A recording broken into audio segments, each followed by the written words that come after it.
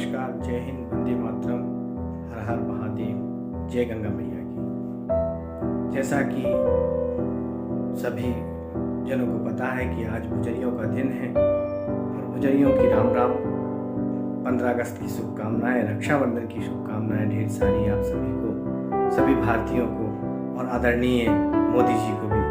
मैंने अभी टीवी पे एक खबर देखी थी कुछ दिन पहले कि यदि आदरणीय मोदी जी ने कहा है कि जो भी भारतीय अपना विचार रखना चाहे विकसित भारत के लिए तो वह रख सकता है। तो इसलिए मैं भी चाहता हूं कि मैं भी एक भारतीय हूं और मैं भी अपना विचार आदरणीय मोदी जी के सामने रखूं। मैं चाहता हूं कि भारत में जो पुराना वैदिक परंपरा थी, जो इतनी विशाल परंपरा थी, जैसे कि नक्षत्रों का ज्ञान, जो पूरा अंतरिक्ष भरा हुआ है ज्योतिष के शास्त्र के माध्यम से, पूरा ज्योतिष शास्त्र, पूरा गणित हमारे आज की भारतीय संस्कृति को मिलना चाहिए। और ज्योतिष के साथ साथ व्याकरण है, नव्य व्याकरण है, प्राचीन व्याकरण है, छंद है, वेद है, उपनिषद है, ये जितना भी वैदिक भंडार, ज्ञान रूपी भंडार है। क्योंकि आदमी आजकल बहुत डिप्रेशन में जाते हैं। डिप्रेशन में क्यों जाते हैं? क्योंकि कहीं ना कहीं वो एक सही रास्ता नहीं पता है। तो मुझे लगता है कि डिप्रेशन में, क्योंकि उनको जीवन जीने की कला नहीं पता है। तो ये जब हमारे वेदों में, पुराणों में, उपनिषदों में जो चीज़ पढ़ेंगे और समझेंगे, और अब वो जमाना गया कि बहुत देर तक पढ़ना होगा। कोई जैसे किसी का भी कोई भी है तो उसके सामने पूरा एकदम वीडियो के माध्यम से, या जो भी कोई क्वेश्चन है वेदों के संबंध में, वेदों की ऋचाओं के बारे में, तो वो एक बार में आ जाए। कितना क्या दूरी है, किससे कहाँ कौन सा प्रमाण अभी तक मौजूद है, रिसर्चरों ने जो रिसर्च किए हुए हैं वो सारे संस्कृत के। मैं संस्कृत की बात कर रहा हूँ इसलिए क्योंकि मैं भी संस्कृत प्रेमी हूँ। संस्कृत दिवस की भी आप सभी को हार्दिक हार्दिक शुभकामनाएं। प्रिय देशवासियों, मैं चाहता हूँ कि देखिए, हिंदी और मराठी पर ना लड़ें, क्योंकि मैं भी महाराष्ट्र में रहकर आया हूँ और मुझे भी सभी महाराष्ट्र का प्रेम मिला और मुझे कभी भेदभाव नहीं लगा। मैं महाराष्ट्र की आत्मा में रह के आया हूँ, जहाँ गांव था, अंबोरा एक गांव था, वहाँ के लोगों ने बहुत प्रेम दिया। 2 गांव के, अंबोरा प्लस सावरी, दोनों गांव के लोगों ने मुझे बहुत प्रेम दिया।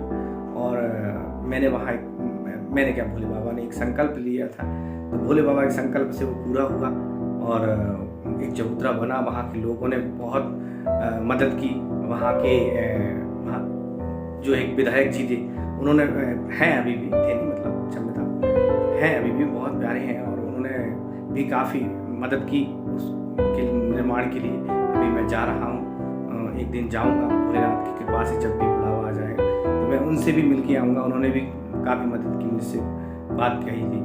तो मैं भी चाहता हूँ कि वो शिवालय भी बने। और साथ ही मोदी जी से मैं ये भी कहना चाहूँगा कि मोदी जी एक जो आधुनिक क्लास है वो हमारे भारतीय बच्चों को मिले और हर बच्चे को पढ़ाई का ज्ञान मिले, चाहे वो किसी भी जाति का हो, संप्रदाय का, उससे मतलब नहीं है। मैं कह रहा हूँ, आप शिक्षा चेंज कर दीजिए, बच्चों की मानसिकता चेंज हो जाएगी। हर बच्चे को शिक्षा का अधिकार हो, एक सही शिक्षा बच्चे को मिले। जब अच्छे लोगों की सही शिक्षा मिलेगी तो देश अपने आप अच्छा हो जाएगा। और हर बच्चे को शिक्षा मिलेगी जब तक, चाहे वो फीस भर पाए या ना भर पाए, उसे भी वही ज्ञान मिले जो एक डॉक्टर, इंजीनियर, और ये आधुनिक पढ़ाई के साथ साथ,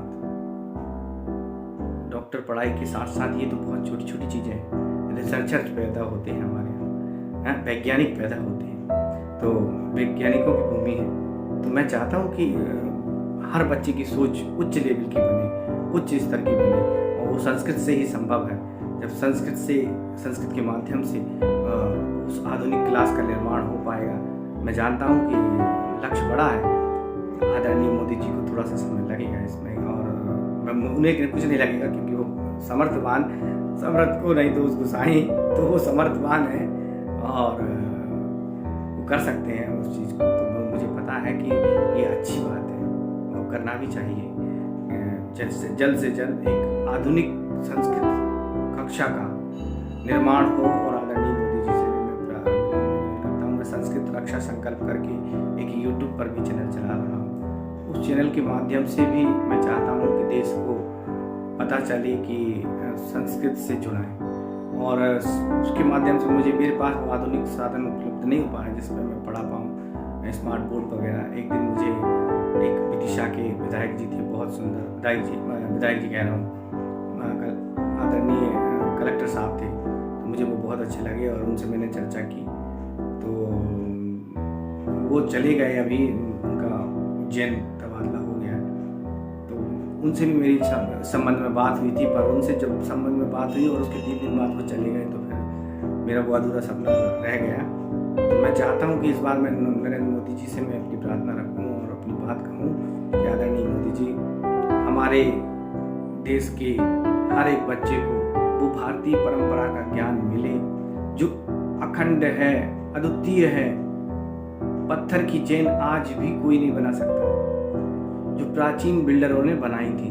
पत्थरों की चेन कई मंदिरों में मैंने देखी है। बाबा विश्वनाथ जी के साथ साथ वाराणसी में मैं बचपन से रहा हूँ, बचपन से एक एक मंदिर देखा है। और आपको आज भी अगर देखना हो तो गुरुधाम कॉलोनी में, गुरुधाम चौराहे पे जैसे ही आप उतरेंगे तो वहाँ पर जब आप दुर्गा कुंड की तरफ जाते हैं, लंका BHU की तरफ, तो आपको दुर्गा कुंड ये पड़ेगा, दुर्गा कुंड से पहले एक चौराहा पड़ेगा।